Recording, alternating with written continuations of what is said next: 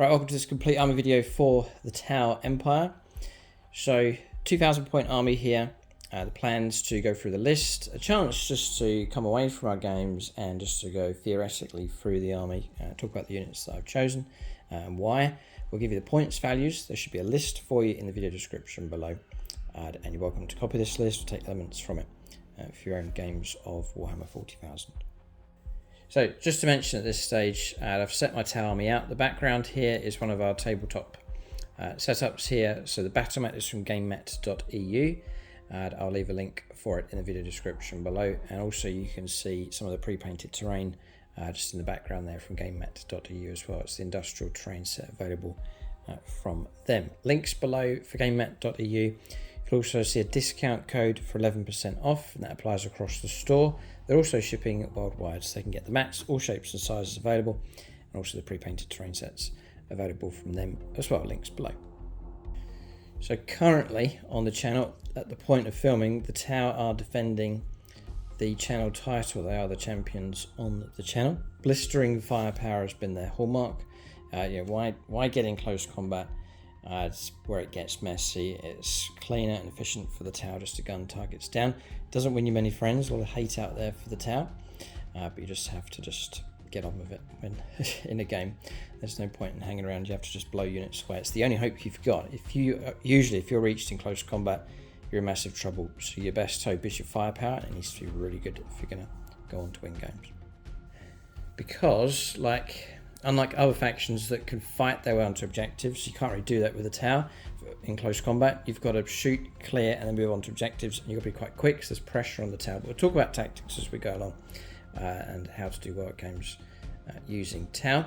So just before we get going, for discount 40k, thinking of collecting Tau Empire, or want to expand your collection, get hold of some of the units I'm going to talk about here in this video, it's gamingfigures.com. Link for them in the video description below. It doesn't cost you anything to use the link, but it helps support them. They're just a local gaming store, and then also helps support us here on the channel. And if you're in the Middlesbrough direction in the UK, then you can head over to them for a great gaming store, brilliant gaming tables and setup they have there as well at gamingfigures.com. So I'll leave a link for them below, and also a link for their Facebook page. And then also other channel sponsor, RW Studios, for painting commission work. Do get in contact with them if you want them to paint you up a Tau army. So I'm going to go by the latest points, the very latest points values from Games Workshop. We'll talk a bit about the latest update for the Tau as well, some changes in the way they play on the board. Then we'll go through the units step by step, build this army up as we go along. So I'll clarify this first of all. Basically for the Tau, now when you're spotting, when a unit spots another unit, any other unit that targets that unit partakes in the bonus. You used to be able to link up units, so one unit would be the spotter, one unit would be the guided unit gets all the bonuses, but now it's one unit spots, and then everyone else that shoots at that target gets the guided bonus. I think it's really good. It makes things a lot more straightforward, a lot of things easier going for the Tau, and more units can partake in that bonus. So that's totally fine. And then there's been a hit for Kauyon. I am going to stick to that detachment in this list, but it's all very much open for discussion. Love to hear from you in the comment section below what you change about this army and why. But sticking with Kauyon, the change to that now is sustained hits 2 is no longer available. So it used to be if it was a guided unit on turn 3 onwards, you could get sustained hits 2. But that's been stopped now, so it's just sustained hits 1 at turn 3 onwards. I still think it's really good, and we've mentioned it right at the start of this video. Tau need really amplified firepower if they stand a chance. You've got to be able to wipe units out entirely, clear areas, and then move into those areas, especially if you're trying to go after objectives and so on. So Tau have got to sort of mow down their opponent quickly and efficiently if they stand a chance in the game. Because if the opponent digs in and you can't root them out with firepower, then you're stuck and you can't get onto objectives and so on. 10th edition really revolves around the middle of the board, that band that runs across the middle, usually 3 objectives. And I'm going to link this video up to a deployment tactics video, so we'll go through the lists in theory, and then in the next video we'll see it deployed on the table. We'll set up an actual gaming setup just to show you where units have moved to, which units hold in reserve, how to use the army on the board. So these two videos hopefully link up quite nicely for you, so you can see the list theory and then how it's used on the battlefield in the next video. So do check that out. It should be live at the same time as this one. So I'm just talking about the theory because why I'm choosing certain units. What's the justification for it? So it's the fight for the middle ground. That band of objectives running across the board. It used to be in previous editions. You could hang back, castle up, blow stuff away. Maybe it's a kill points type game. You cannot do that anymore. You've got to break out and push onto as many no man's land objectives as possible. And for Tau, you can't do that at close combat. Most armies have close combat units that can do that, to clear objectives, hold them, and then try and survive there. But Tau can't do that. So you've got to clear stuff away super efficiently, quickly, and then get onto objectives, and defend those objectives with firepower.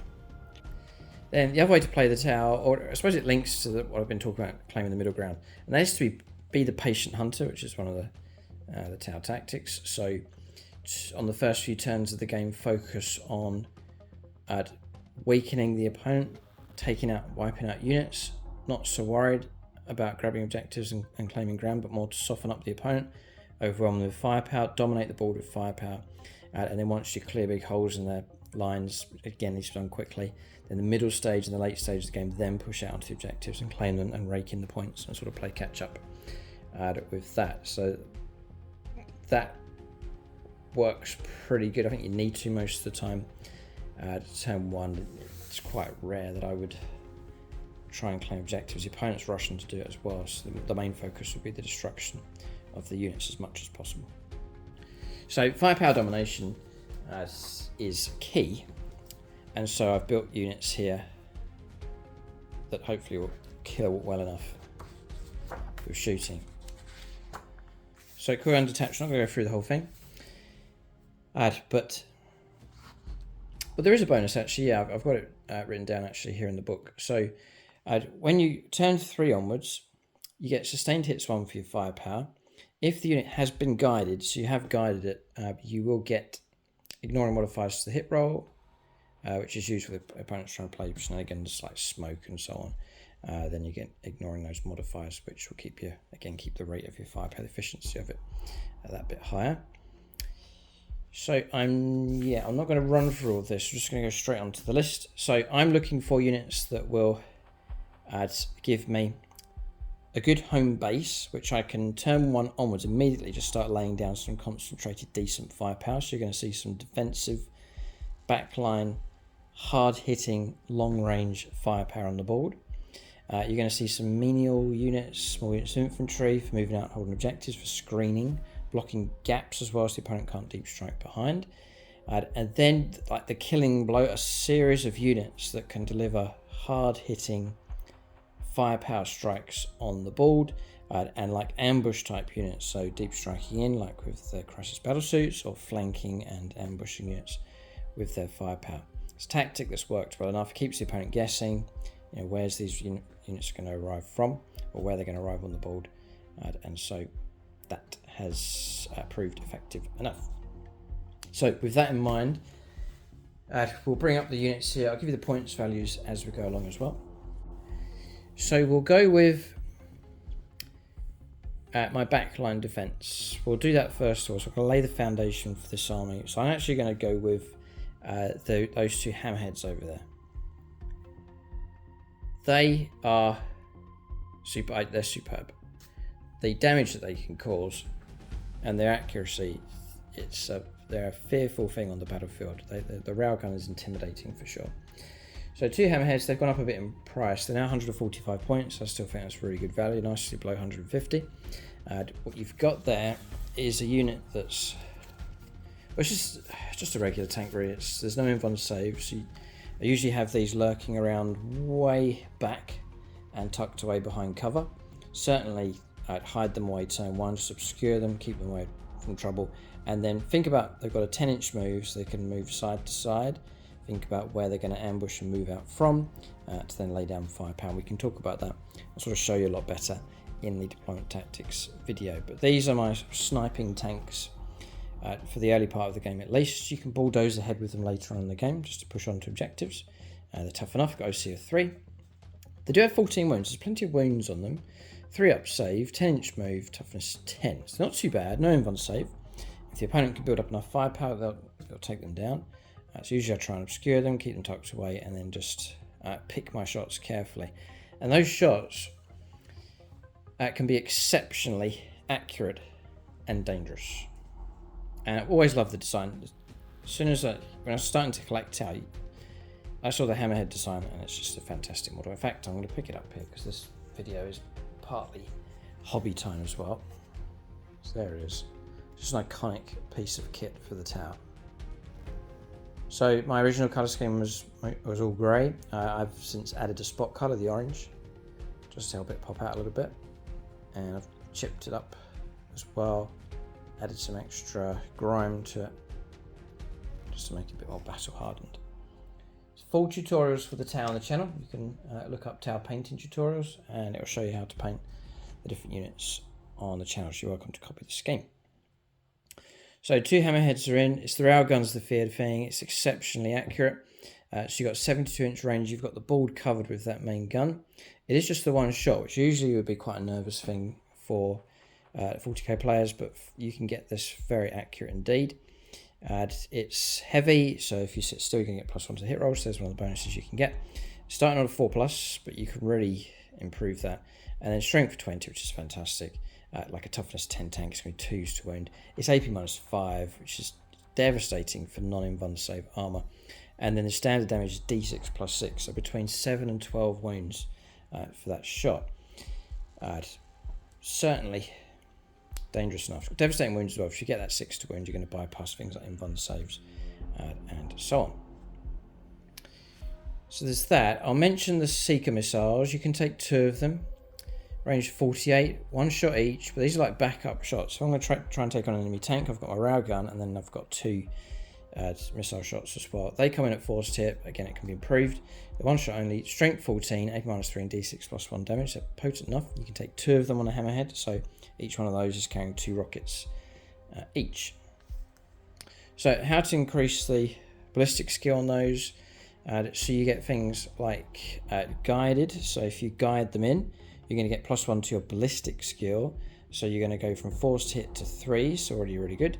If you sit still, you'll get +1 to your hit roll, not your ballistic skill, but your hit roll. So you're going to get +1 ballistic skill, go to 3+, then +1 to that hit roll, takes you to a 2-up.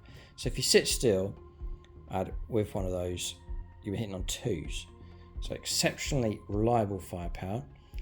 Then on top of that, you've got Armor Hunter. So each time this model makes an attack that targets a monster or vehicle, add 1 to the hit roll. So even if you've moved, you're hitting on 3+.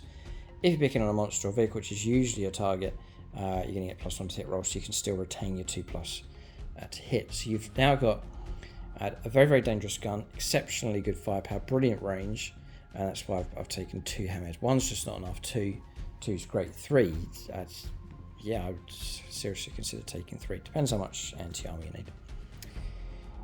So then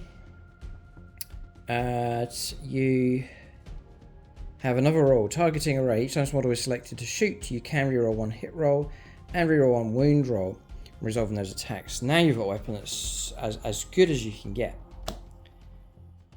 You've got a rerollable potential 2+ to hit, and potentially a rerollable usually 2+ to wound on a high impact weapon. So it's excellent, really, really good. And then keep in mind things like tank shock you can use this for. If you want to bulldoze ahead and try and take objectives later on in the game, the coast is a bit clearer, you can do that with the hammerhead. And then remember, turn 3 onwards, you're only 6s to hit, you're getting sustained on top of that, so you could actually end up with 2 hits coming through if you get that 6 turn 3 onwards. So hammerheads are in. They're designed to snipe and support from the back, and maybe the later stages of the game to surge and push forwards, hunt down targets, head on towards objectives, and so on. So 2 hammerheads, very welcome in the list. We'll then go for more backline support. So it's the broadsides. So again, I've talked a bit about the hammerheads. I'm not going to go through all the rules as much of all of these units, but it was worth talking about the hammerheads, why they're in the list. So broadsides here, I take the heavy rail rifle. Again, this is more anti-tank here, anti-tank, anti-monster. I have to dominate the table with that kind of firepower. So 2 hammerheads are okay, but it's just a couple of shots. That's a bit scary. So usually got a home objective. I usually can anchor and sit on top of that with something that's quite tough. The broadsides are very tough. The question I've got now is with the new rules, and Nate Miller, one of the Phoenix Orders, has been talking about this, and that's breaking the units down into small units. So usually I'm running 3 broadsides together as 1 unit. It's all right. It's handy for trying to play stratagem on them, but usually I'm not playing stratagems, or if you're trying to guide them. But I guess now you don't need to worry about that because every unit can be a guided unit to the target that's been spotted. So it kind of makes sense to split them up. It gives you better bulk flexibility. You can place them in different spots on the table, so useful enough. So yeah, don't know about that one. I do like them as a unit of 3, but it's viable now certainly to split them up. So again, let us know what you think in the comment section below. Heavy rail rifle, again, it's a devastating wound weapon. Again, it's heavy, so if you sit still, it's +1 to your hit rolls. If you're guided, so you're ending up like the hammerheads with potential 2+ to hit if you're sitting still with these. 2 shots each, so actually 6 shots coming from that unit. And those coming in at strength 12, -4 on d6 +1 damage. And again, it's devastating wounds, very, very dangerous firepower. I usually take a Seeker missile on each of those. Again, the same rocket that comes from the hammerheads. So you've got 1 of those each. There's another 3 of those, 1 shot only, but decent enough weapon. I still take the twin plasma rifle, 18-inch range, just if I'm trying to gun down heavy infantry. If Terminators are closing in towards me or something a bit heavier, and I need a bit of a higher volume of firepower, I'll take the twin plasma rifle. Gives you range 18. The twin links your rerolling your wounds. 1 attack, so it's 1 shot each, 3 shots, and then strength 8 -3 damage. It is quite useful against sort of Terminator type units if I need a little bit of extra firepower. But strength 8 -3 damage, but twin linked. So if I am going against vehicles, I've got rerollable probably 5+ to wound with those extra weapons. They have proved a solid unit. They're tough enough to kill. 2 up save, toughness 6, 8 wounds each. They're OC2s. They're quite good for sitting on objectives. They're slow though, so I've got to think carefully where to put them. But usually hanging around the back line to provide, again, nice long-range firepower support. So they are kind of like an anchor unit. The hammerheads are more fluid. They can move around a bit more flexible on the table. To really support that firepower is stealth units. And I'll mention some points. So broadsides are expensive. They have come down 10 points each. So 300 points for those. That's a lot of firepower, a lot of wounds, a lot of toughness there.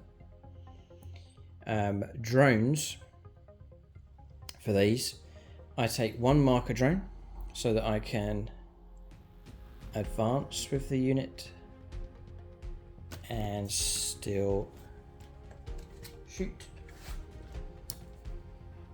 What's the rules now? Yeah. So the bearers unit has the marker light keyword. It's quite crucial. You have the marker light keyword, and you can act as an observer unit even if you advance. Just adds a little bit more flexibility to the unit. So just take 1 of those, and then the rest is missile drones to provide even more firepower. So 2 missile drones, and 1 missile drone. You get 2 shots each, so that's like 10 shots coming from the unit. So more missile shots, and not too bad. 2 shots each. 5 to hit, but that can be increased. Range 30, good ball coverage. Strength 7, AP -1 and 2 damage. Useful, again, if you're trying to bring down medium heavy infantry. So broadsides are in. I will then mention,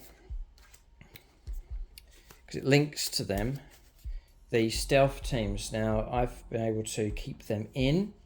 I'm taking 2 squads of stealth suits. They're 80 points. I think they've gone up. Used to be 60. But they're exceptionally valuable on the battlefield. So you got stealth, small battle suits basically. They can infiltrate. I'm going to go through all the rules because the main reason for taking these is their ability to support other units. It's 4 observers. Each time this unit is an observer unit, and that's usually their job during the game, just observing enemy targets. So each time it's an observer unit, until the end of the phase, each time a ranged attack is made by a model in their guided unit, which again, remember the new rules, it could be anyone on the board. That targets their spotted unit. You reroll hit rolls of 1 and reroll wound rolls of 1. The amount of times that's proved useful on the battlefield, because you fear as a tower player when you roll really bad, a string of 1s and 2s, and it's a disaster. It's happened before. If you can try and negate that somehow, it really does help the army out. So 1 unit's not enough. So I've taken 2 squads of 3. You can see them there over on the right hand side.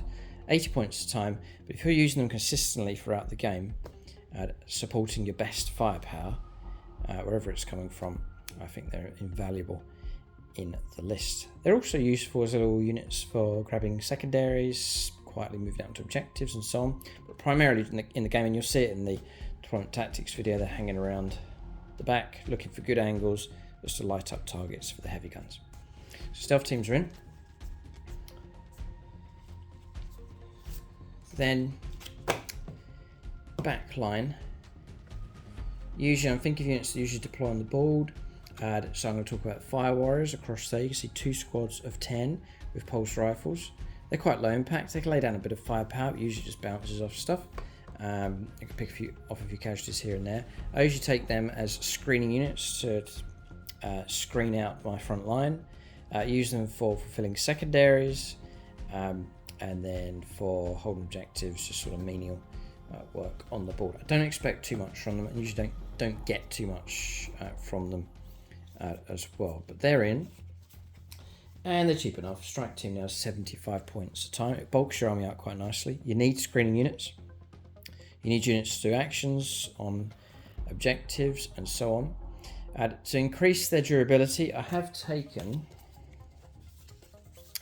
an Ethereal. So he's only 50 points.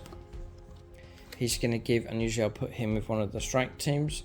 He's going to give them 5 up, feel no pain. It's going to make that unit stick around a little bit better. And also, at the end of your command phase, you roll dice 4+, you gain a CP, which is quite nice for your army. Command points are always welcome and useful.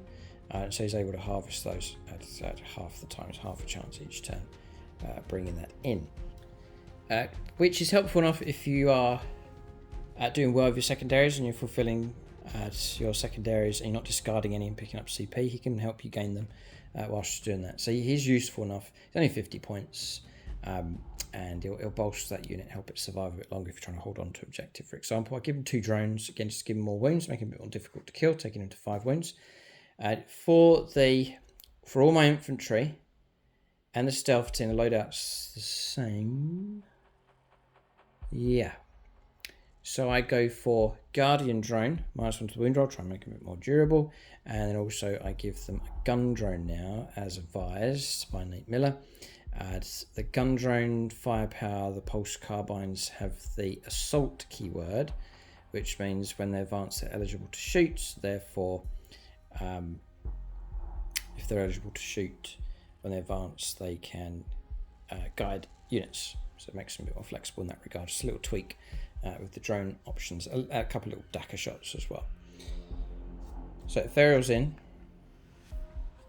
50 points. I'll then talk about, I'm just looking here. So that's pretty much my defensive units.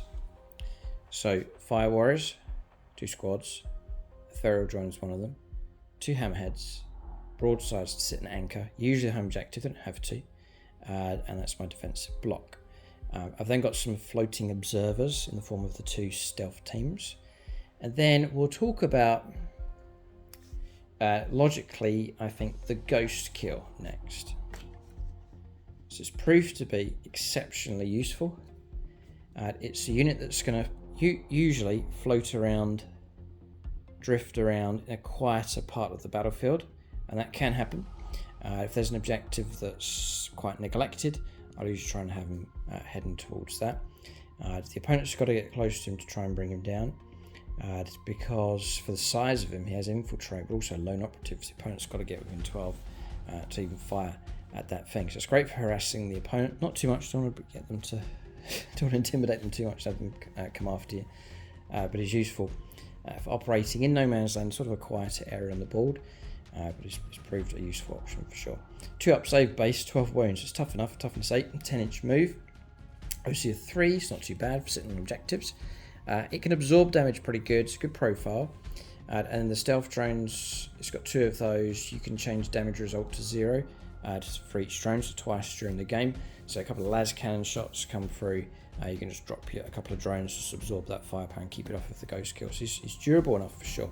You can shrug off some heavy firepower coming through and survive pretty good on the battlefield. I take the Cyclicine Raker, 36 range, and then 6 shots, then 4 strength, so -1, 2 damage, or you can soup it up, you can overcharge it, which will give you, again, 6 shots, 4s to hit. So you really need to be guided to get that firepower nice and accurate. Strength 8, -2 and 3 damage. So you can pick on heavy infantry quite good. I'm not really expecting to bring down vehicles and so on, but he's there as a stealthy unit to operate in the midfield with him. Useful asset tab. He comes in handy, he can fulfill secondaries for you, and just be a unit that can hang around in the middle of the table. So Ghostkeel's in. Points for that, I think it's quite reasonable. The tower points are generally pretty reasonable for what you get, I think. You get a pretty big army here for 2,000 points on the board. And he is 160 points currently. So we've got a couple of midfield units. We've built our back line. We can't play it like that exclusively. We've got to think about taking the middle ground. So I've got backline units to retake down heavy armor and monsters from range. But that by itself is not going to win you the game. You've then got to snatch those objectives. So my philosophy is ambush. So to catch units in an ambush and to hit them with firepower that's so overwhelming, most of the time the target's, that's the aim, is to destroy the target. Land or flank, ambush and destroy, and you just have to do it. And so I've got a number of assets, a number of ways of doing that here, which I'll cover those units next. So we'll do the Piranhas. Yeah, before we come to the Piranhas, there's another unit combination that we will talk about, and that's the Breaches. How could I forget them? So this is like a surge type unit. This is a unit you're going to hide, deploy on the battlefield, and this is one for moving out onto objectives. So the combination is Devilfish, so it's basically a transport vehicle, 10 Breaches, and then I add in a Cadre Fireblade to them as well, just a cheap enough character. And that's going to give you a blanket of very short range anti-light infantry firepower, and it can be potent enough for sure. So the points cost for those Breaches is 100 points for the unit, 85 points for the Devilfish, and then Cadre Fireblades again a mere 50 points being taken, or the cost for him. So the Devilfish is going to protect the unit inside, and it's going to transport you across the board. The Devilfish can take 2 of those Seeker missiles, a bit of heavy firepower available from that, very, very useful. So another 2 of those being added into the overall list. So that's going to be 2, 4, 6, 7, 8, 9 of those disposable one shot but pretty high impact missiles. Devilfish is giving you 13 wounds, 3 up save, movement 12, pretty quick. So a really good transport to take. And then because if you walk these across the battlefield, they're going to get shot to pieces or ambushed and cut down and so on. You've got a raw rapid deployment. Units can disembark from this transport after it's advanced. Now you've got 12-inch move, advance, and still disembark. Units to do so count as having made a normal move. This phase, so they're still going to get to shoot and cannot declare a charge. That's fine, not that you would want to, and otherwise just act normal. So you've got a real good stretch, a good ambush of those. So your vehicle's going to go 12, advance, disembark, which is like 3 inches away from the edge of the vehicle. So you've got a brilliant stretch with those Breaches. You really can do some great ambushes. And they're like an infantry OC2 control unit, so it'd be great to ambush and get right on top of an objective, right in the face of the enemy, and then blast them away with their guns. And their guns are pretty good. I think they're really good. So you've got the Pulse Blaster. It's only 10-inch range, so you do have to get close. But this is like breach and clear. This is like moving out, clearing objectives at close range with a blanket of firepower. But we'll build this up here to show how good it can be. So you get 2 shots each. So immediately you've got 20 shots for the unit. Base of 3+ to hit. So if you guide them in, you'll be hitting on 2s. So your infantry is fantastic. Strength 6, which is excellent against real light stuff. Chaos cultists and so on, you're on 2s to wound. And then a bit of AP minus, which is great. So AP minus 1 going on with that as well.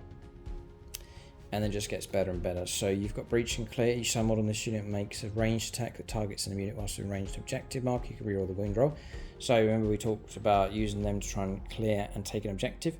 To shoot at the enemy unit that's on the objective, you reroll on your wounds. That's exceptionally good for a large volume of firepower coming through. So that's all really good. And then to really boost it, we add the Cadro Fireblade of 50 points. He's got his own firepower, which is the pulse rifle. Range 30, 1 attack, 3 stitch, strength 5, AP 0, 2 damage, but it's rapid, so you can get 2 shots. I give him 2 drones, make him 5 wounds. You can hang around with the unit. And then volley fire, when he's leading the unit, add 1 to the attack. So now you've got 20 attacks from the breaches, turns into 30 attacks from the breaches, coming through at 2's tier, potentially rerolling wounds. That's really good firepower. He gets crack shot, which is AP minus 3 if he's rolling a 6, I think, for critical wounds. So a bit of a bonus there, rarely comes through. Bear in mind Kauyon, standing 3 onwards, 6 is going to pop you extra attacks coming through. If you guide them in with Stealth Team, you could be 2's tier rerolling 1s for the ultimate reliability for your firepower. So yeah, soft to target. And you can also play point blank ambush for a CP. Range attack within 9, which is their case usually. Improve the AP by 1, so you could put them onto AP minus 2. Yep.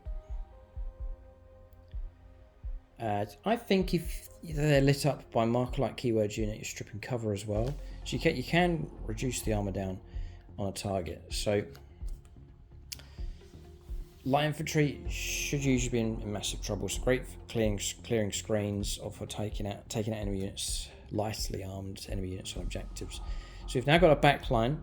We've now got a couple of units that can probe quite well out into no man's land and take objectives. The Ghostkeel, but also supported by a different style going on with the breaches, Cadro, Fireblade, and Devilfish.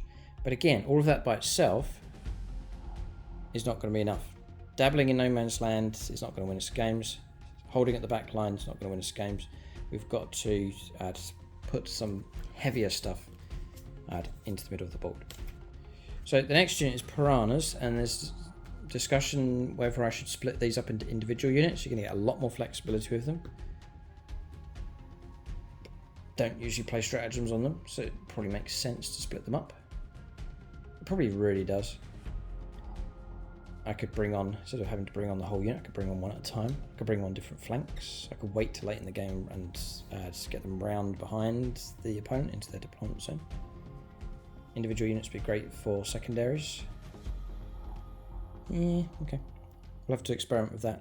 I'd love to hear from you what you think about that one. But splitting the Piranhas up, I've got 3 of them. I'm currently running them as a squad of 3, but I could quite easily split them up, bring them in at different times. But I do like the impact of when they arrive on the board. So Piranhas currently are 180 points. So I guess 60 points each with those.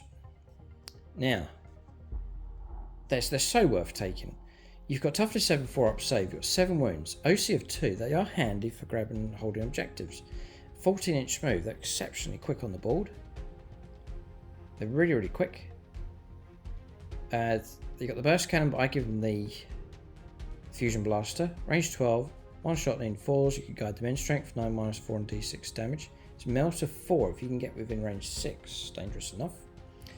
Now the other great thing about these, you can take 2 Seeker missiles each. So we've talked about 2, 4, 6, 7, 8, 9.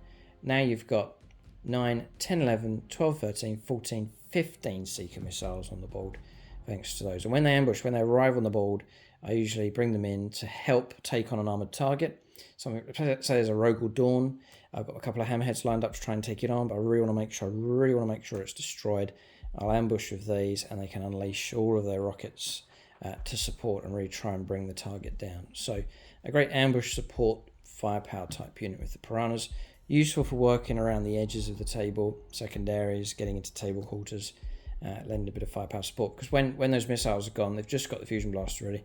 bit of drone firepower, but just to have them as little assets, cheap assets that can move around quickly on the table. Great for secondaries, holding on to objectives in a quieter part of the board, and so on. So I'm a massive fan of the Piranhas.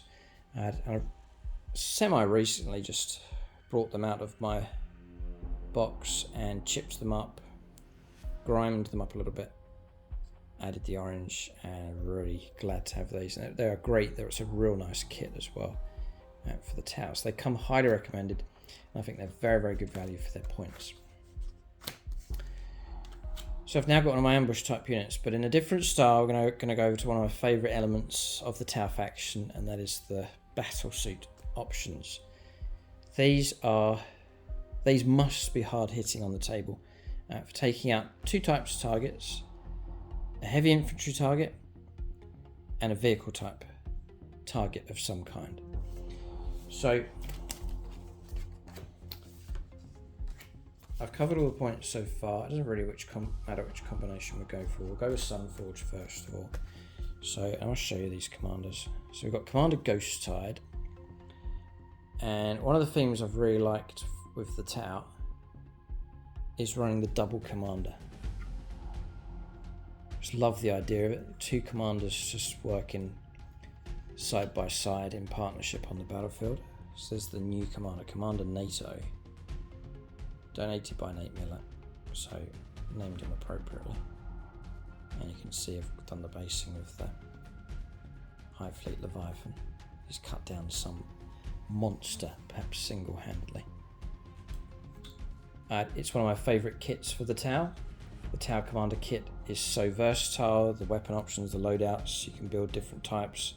It's the Enforcer battlesuit, the Coldstar battlesuit, and so on. It's a beautiful, beautiful kit. Very, very much recommended. And it sort of stands, they've modelled it so it sort of stands head and shoulders a bit above your regular Crisis battlesuit team, so they're a bit bigger on the board. So we'll talk about the unit first, and then you'll see why the commander's been added in. So we've got Sunforge battlesuits. This is my anti-vehicle combination. And I give them double fusion blasters. So squad is here, squad of 3. Double fusion blasters have been taken, so I've got 6 fusion blaster shots. And in and of themselves, they're just okay, they're mediocre, which is not what we want. We want excellence, because we've really got to take out targets. We can't half destroy a tank. We have to destroy the target, because if we get hit back with firepower, and even worse, close combat, we're dead. And so it has to be this ruthless killing efficiency that goes on with the Tau. So I want to turn a mediocre unit into an excellent unit on the battlefield. So Sunforge battlesuits, we've got fusion blasters, range 12, your deep striking just over 9. You're going to get within 12, that's great. We're looking for an armoured target on the battlefield. They are Melter 2. So if you can get within range 6, not going to do that on the deep strikes, that's something to bear in mind, but if you can get within range 6, you can get Melter 2. 1 shot each, so 6 shots for the unit. 4s to hit, usually going to try and guide them in. 3s to hit. 3s to hit rerolling 1s if you're using the stealth teams. You can see the reason for taking the stealth teams. If it's turn 3, 6s are going to pop you extra hits, sustained hits 1. Strength 9, bit of a problem against most armoured targets, which is toughness 10, 11 for example. AP-4, which is great, d6 damage. Which is great. Again, we're still mediocre at this point. But Sunforge, each time a ranged attack made by a model in this unit is allocated to a monster or vehicle. That's usually my target. You can reroll the wound roll, and you can reroll the damage roll. So that d6 damage is not as volatile now. If you are rolling 1s and 2s, you can reroll them, which is great. And trying to get past the toughness, 5s to wound usually, you can now go for 4s to wound, or sorry, you can go for 5s to wound but rerollable. And that's just going to make it much more reliable. So that's all good news. You're now getting into a better, much better unit for sure. But then to tip things in your favour, because overkill is better, right? I'd rather have overkill than not quite kill. So I'm going to add in the commander. So it's a commander and enforcer battlesuit. I want this unit to survive, to do something else on the following turn. So enforcer is going to give you worse than the AP by 1 of attacks coming through, so it's going to help you try and keep your armor save a bit higher. Commander's going to give you, is a 6-wing model, OC2, toughness 5, 2-up save base, 8-inch move, they're 10-inch move. The cost for the Sunforge team, and again you can check out the list in the video description below, 150 points, which I think is good value. And the Commander is a mere 80. So it's all pretty, I think it's pretty good. Must mention they're deep strikers. So you can drop in the ultimate ambush unit. They really are good. But I'll not get ahead of myself here. But we'll build these up first of all. So I take this team is to go anti-vehicle. So I take quad fusion blaster, which you can do. I just want him to kick out anti-armor shots. Now he's on base of ballistic skill 3+. If he's guided, it's going to be 2s rerolling 1s, potentially with stealth team support. So I've now got a mediocre type unit. I've given it a massive boost for its firepower with an extra 4 super accurate shots coming through. So now it's a total of 10 shots. Again, turn 3, you could be 6s popping you extra hits coming through sustained. So nice little firepower, 10 accurate shots coming through is way better than 6. Way better. Then I've already mentioned how that he benefits the unit by protecting them a little bit better with 1 off the armor penetration coming through. And that's about it, I think, for him. I believe he benefits from the unit's ability. So he's going to get to reroll his wounds. He's going to get to reroll his damage. So the idea with these is my other units have cleared chunks of the enemy force away. There is some kind of monster, there's a demon prince closing into my lines. It's either got into my lines or at the middle point of the battlefield or somewhere, wherever it is, because I can deep strike in. Or there's a land raider closing in for my lines. I just don't have the firepower to bring it down. Call these guys in, drop them in, ambush and destroy the target is the idea. So that's the idea with those. I've called out the points for them.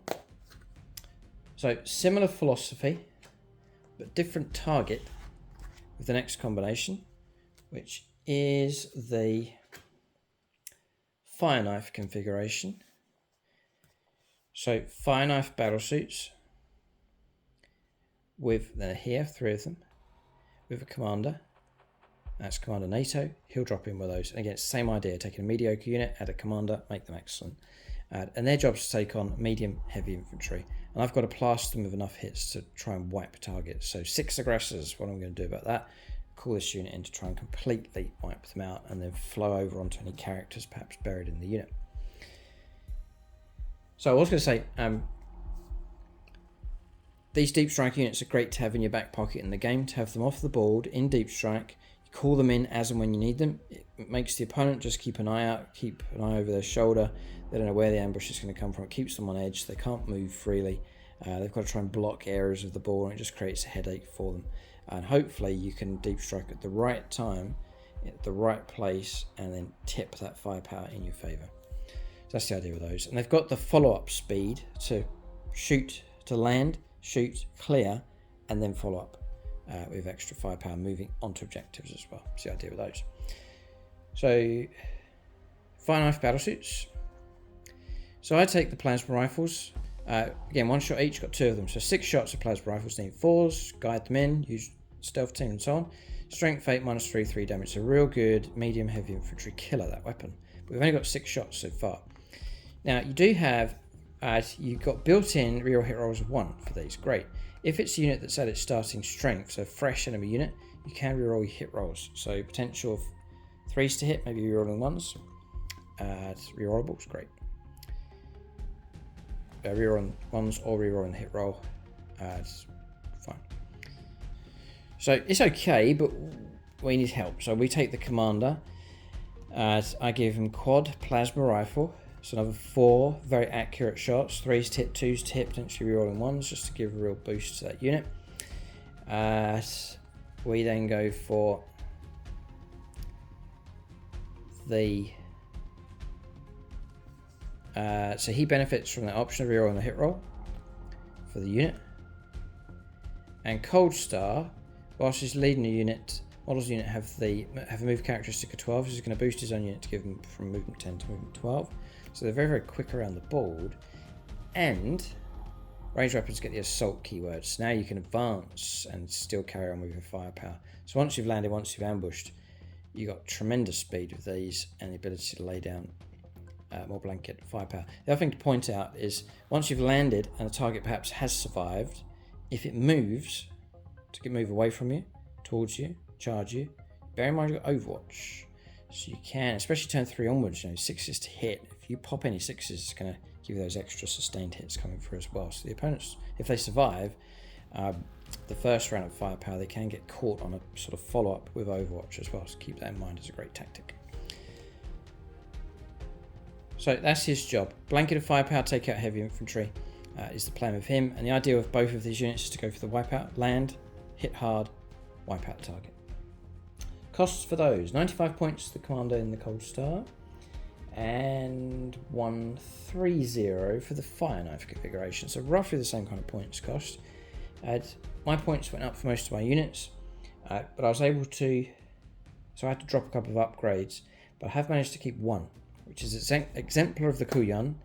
Give it to Commander NATO, and that's going to basically give you turn 2 onwards instead of turn 3, turn 2 onwards for your Kauyon Patient Hunter ability to kick in. So turn 2 onwards, he'll get sustained hits, and that's great. If it's turn 2, Deep Strike becomes available.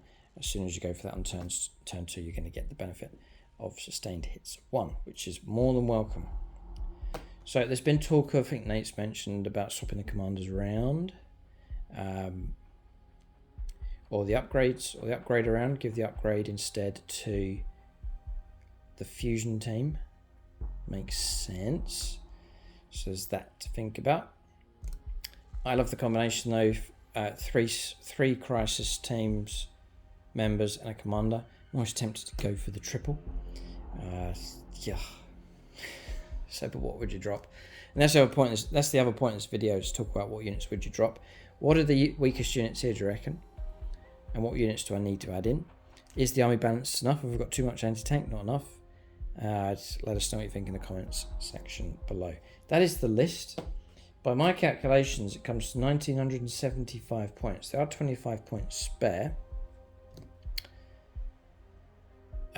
So there's that to think about as well. But that's the build-up. So back line, long-range firepower support. A couple of units of probing into no man's land, breaches, and then the Ghostkeel, and then my ambush units, Piranhas, turn up on a flank usually to lend some long-range firepower support to my other units, and then finally my two back pocket reserve units.